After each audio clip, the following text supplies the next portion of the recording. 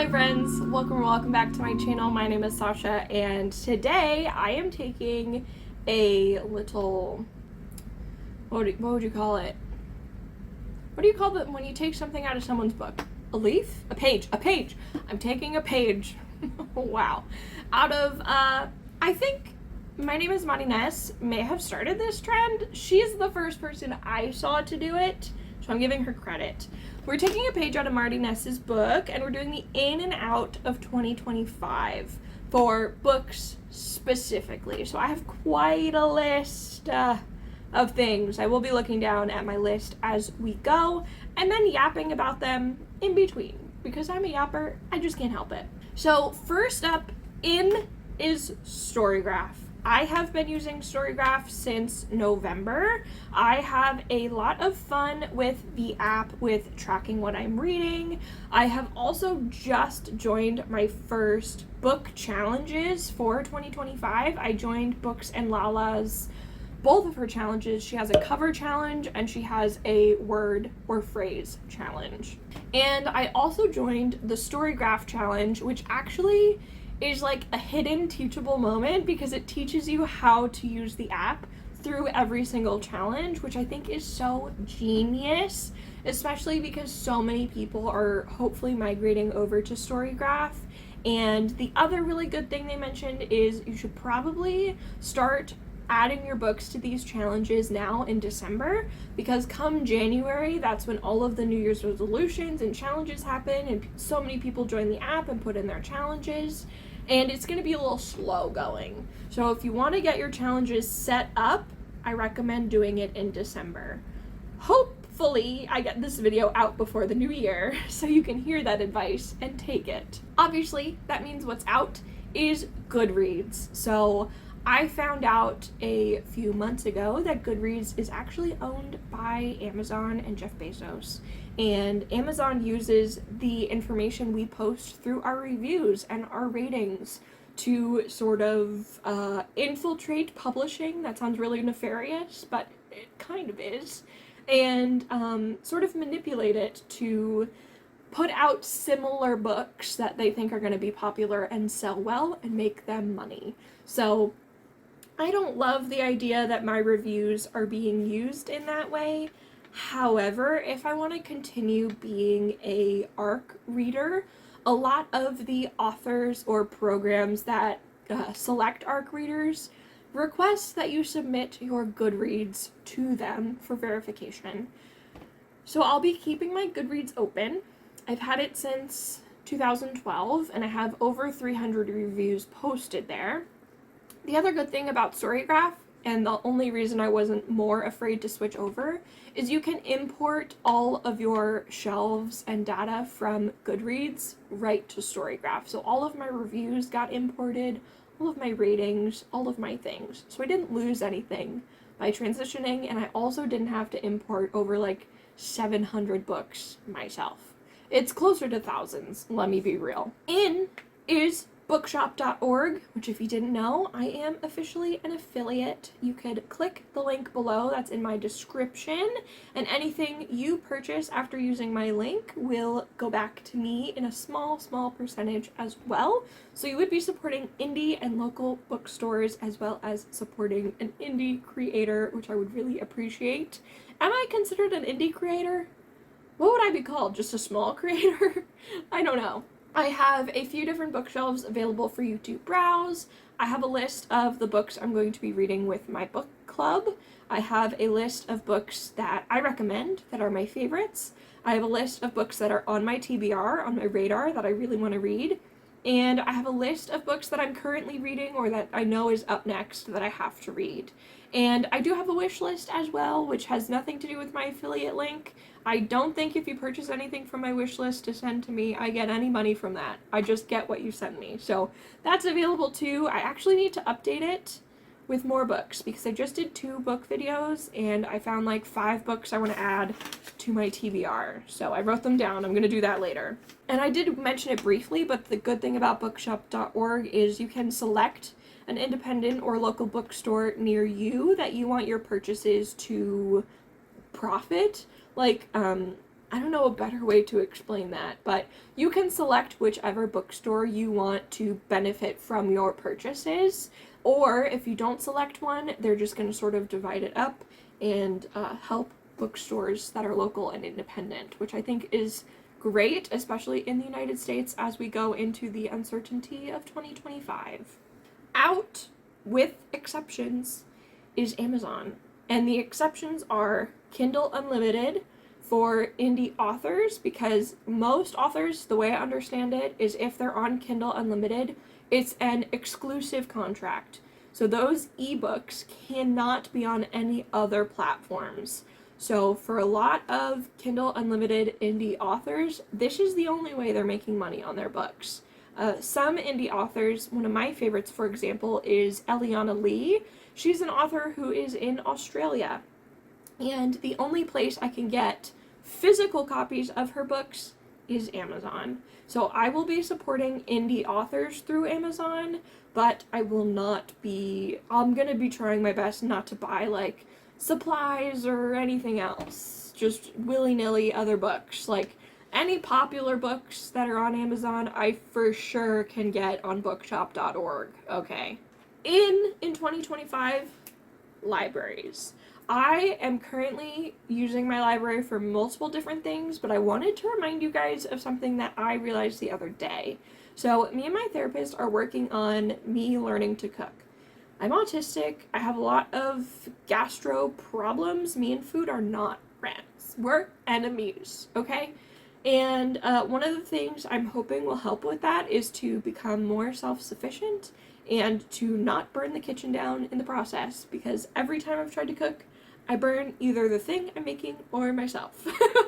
So something I recently realized I can do at the library is check out cookbooks. And I am gluten-free because of allergies to gluten, and surprisingly, my library actually had a nice selection of gluten-free books, to the point where I didn't check all of them out because that would have been too many. So yes, there's a lot of things you can get at the library besides just fantasy and nonfiction biography books. You can get cookbooks, you can get painting tutorial books, you can get craft books, you can get plants and herbs and witchy books and all sorts of things. And I will be using my library in so many different ways going into the new year.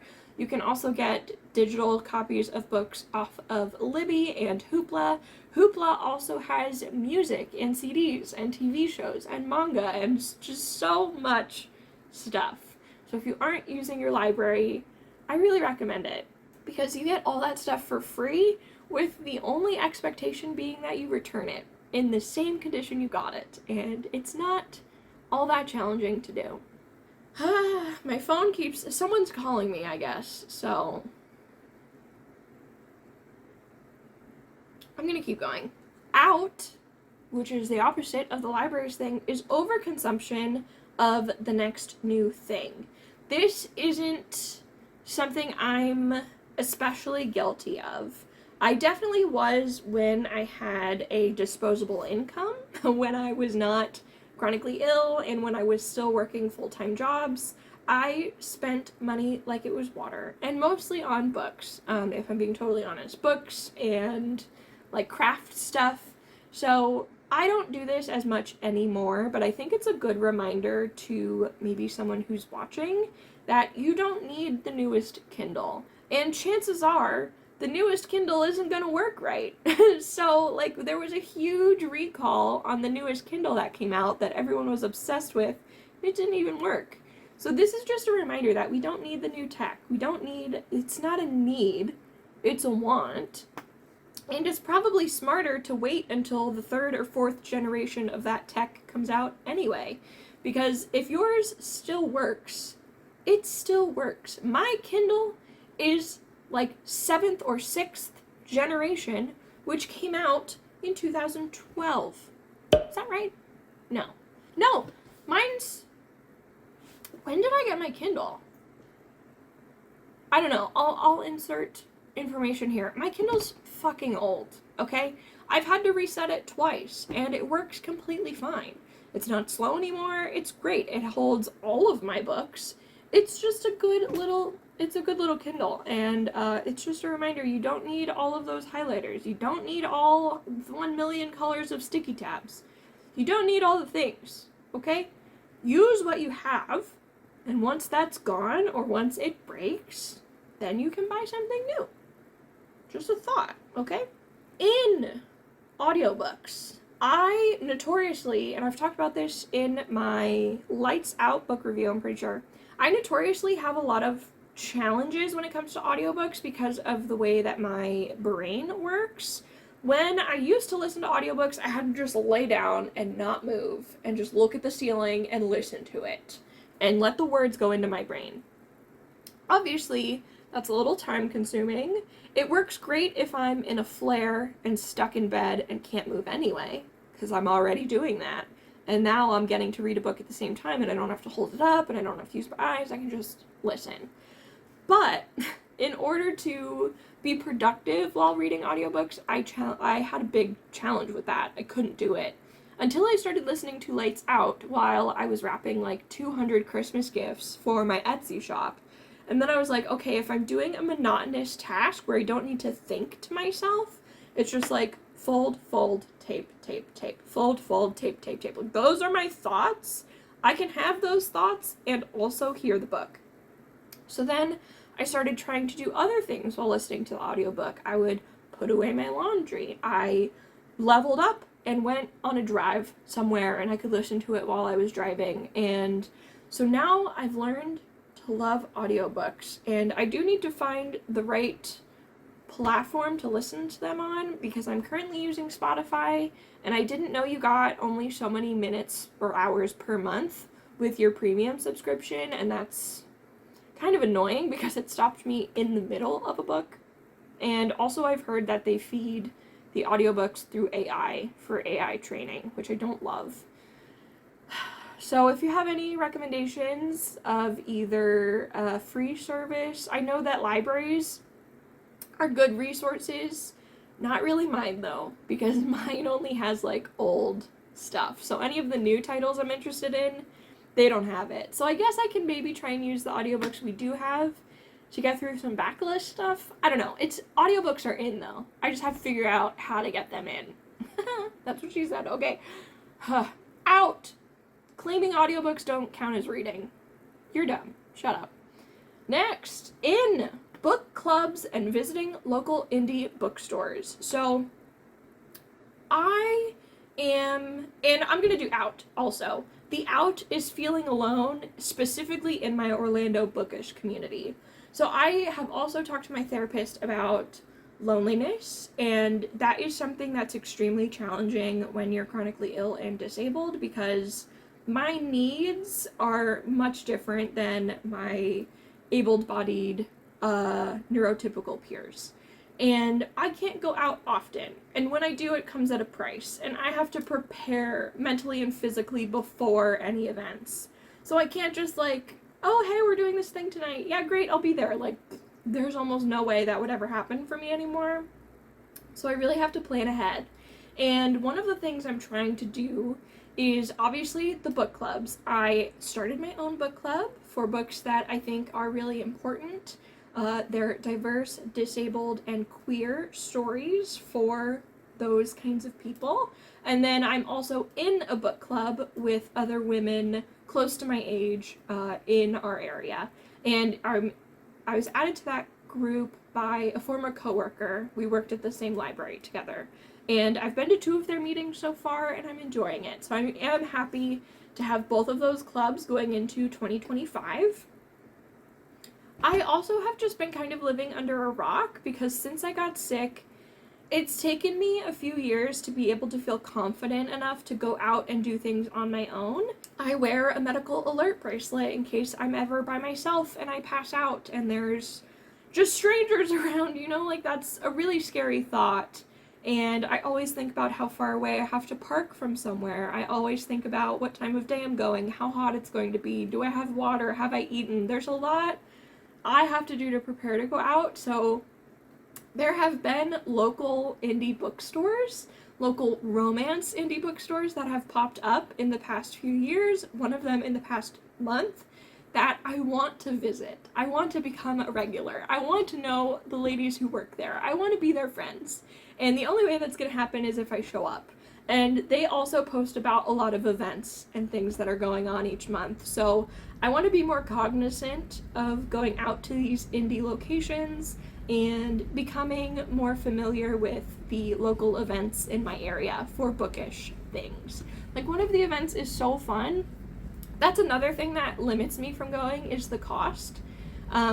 Because as a disabled, chronically ill person whose revenue comes from their Etsy shop, and some days I make $0 for many days, it's hard to be like, yeah, let me drop $30 every other week on an event. One of the events, they're going to a local hockey game and having like a little book exchange, and I think that's so fucking cute, and I wanted to go so bad. But even that, it's like, I don't think their tickets are ADA compliant. They're probably just in general seating, and I would need an ADA seat. And so, yeah. So, barriers to entry are a hard one for me, but I do want to try and do more outings in 2025 and more book events. In is diverse reading. Out is reading only the most popular authors and not doing research on the content of their work or the content they post themselves. So I have been keeping a list of authors who, for whatever reason, based on evidence, I will no longer be supporting. And until things change, like, people evolve, people change. I totally respect that and think that that is allowed.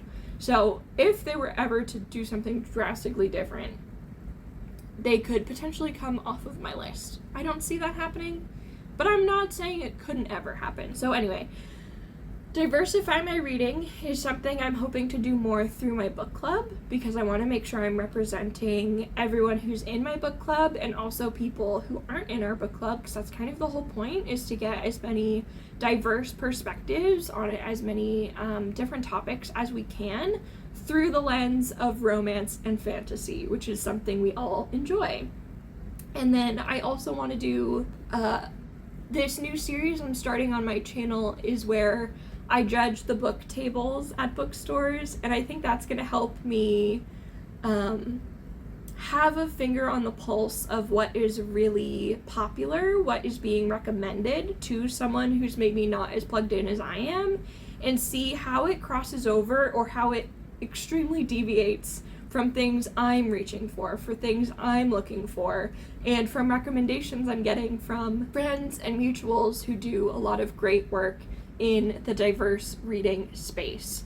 Definitely recommend Diverse Book Sky if you're on Blue Sky as a hashtag to look up. Also Disabled Romancelandia, and I think there's Diverse Sky potentially, but I don't know that that one focuses so much on books. Up next, I think in for 2025 is going to be pretty obvious. Long form content and book reviews. Out will be focusing on Instagram posts and layouts and content calendars. So I can struggle with posting content if I don't hold myself accountable to do so. And last year, my big focus was growing my Instagram.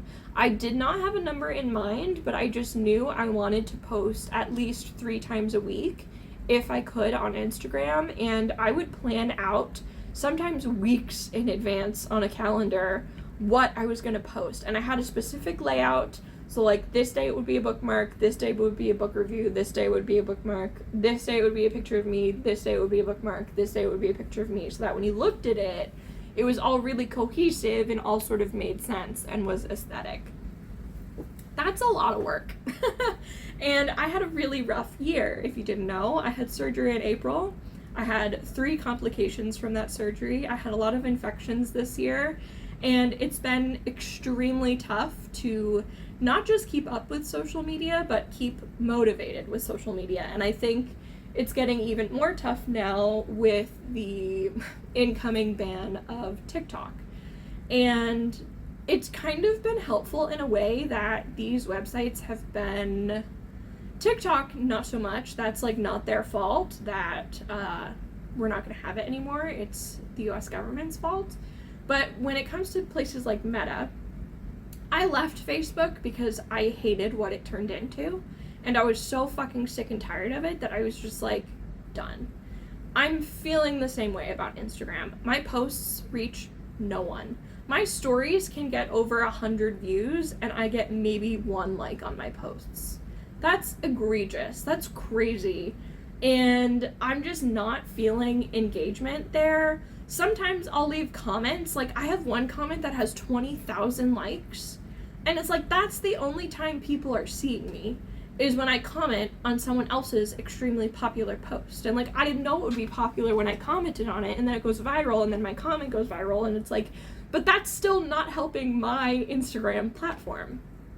And not to mention just like Meta and the direction it's going as a company, and I don't like it. So I'm not going to be focusing on Instagram as much. I every day tell myself, do not delete your account, because I want to so bad, but I'm going to keep it and just kind of shitpost and be like, here's a picture of a book I read, here's a picture of me in a bookstore, just like back to what Instagram used to be when I had a personal account and not just like a Bookstagram account, because I don't know what else to do with it. I just can't anymore. And I think a lot of people are going to be migrating back to YouTube. Booktube was always here, for the record. I just think it's going to get a little bit more of a revival of a bunch of new creators coming. And I've seen a lot of takes on this topic from Sam on Thoughts and Tones did a video about it. I know my name is Marty Ness, did a video about it. And I don't know if Books and Lala did a specific video about it or just maybe mentioned it. But those are like the OG booktubers that I have kind of always watched. They have always been here.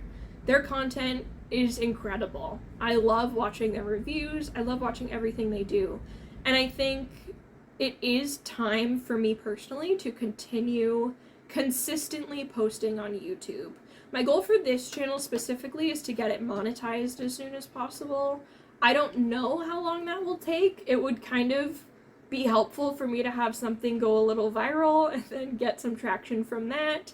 That's kind of what happened with my main channel where I do K-pop reactions, is it took me posting like 6 days a week to get monetized. And then I basically make nothing on that channel because all of it is copyrighted because of the music. So that's why I said, okay, let's start a brand new channel from scratch just about books. There can be nothing copyrighted about it. And so that when I do become monetized, it will actually be worth my time. And also, I just love yapping. Have you noticed? I can't shut up.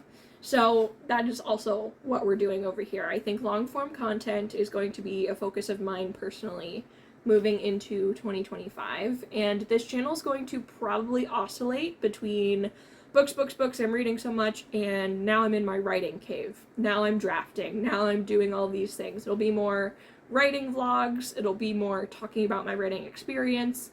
Hopefully either, I don't really have a timeline because my writing is so sporadic, but hopefully soon on this channel you'll see me querying literary agents and seeing me do revise and resubmits and like, you know, all the fun things. That's the goal for this channel, is for it to be books and book reviews and also me writing my book and that process. So if you're here for either of those things, please consider subscribing. I would love to have you as a viewer and here on this journey. Up next is In, Brain on Reading. Out, pretending that monster smut isn't political. I'm looking at you, Bull Moon Rising, Ruby Dixon. So, after the election, there was a lot of discussion on Book Talk about keeping politics out of bookish spaces. That is crazy. That is so crazy to say. And I kept saying that you, as a person saying that on the internet, is a dog whistle for what your politics are or what you think about the world around you. And books are political. And if I need to spend the next year in every book review for the last minute or first minute of the review listing all the ways this book I was reading, whether it's a mafia romance, whether it's a dark romance, whether it's a cozy fantasy, whether it is speculative fiction, whatever I'm reading, if I need to take a minute in every video and list out all the ways that book's political, I fucking will. Because they are all political. Monster Smut, very political. Like, I don't brain on reading for 2025. Next. I kind of already talked about this. I didn't realize I had it listed in this way in this list. So in researching authors before promoting them, out, ignoring problematic authors, and platforming their work anyway. So this isn't something I think I've had a problem doing in the past, but it's just a good reminder for me. If you didn't know, I was a huge Sarah J. Maas stan and girly. So big to the point that my Etsy shop is sort of named after a quote that will always stick with me. My Etsy shop is Dreaming of Stars Co. I don't know if you've read the books, maybe you noticed where that's from. I was reading her books as they were being published, so I am like an OG. We go way back, me and my girl, Sarah J. Maas. I wasn't involved a lot on Bookstagram until sort of like, I started my Bookstagram account in 2017, 2018, but I wasn't really looking at other people's stuff. I was working full time, I was posting when I could, and then I wasn't on the app. So I wasn't as plugged in as I am now. I'm chronically ill and chronically online. Okay, I've got a lot of time to do a lot of things on the internet now. So I never actually saw her post about Breonna Taylor in my memory. Or if I did, I saw the cover, didn't read the caption, and liked it. There's a chance that that is what I did. When I found out about that post, it sent me on a spiral. And then I kept finding more and more stuff about her books and more information I hadn't known, and I had an inherent bias to overlook.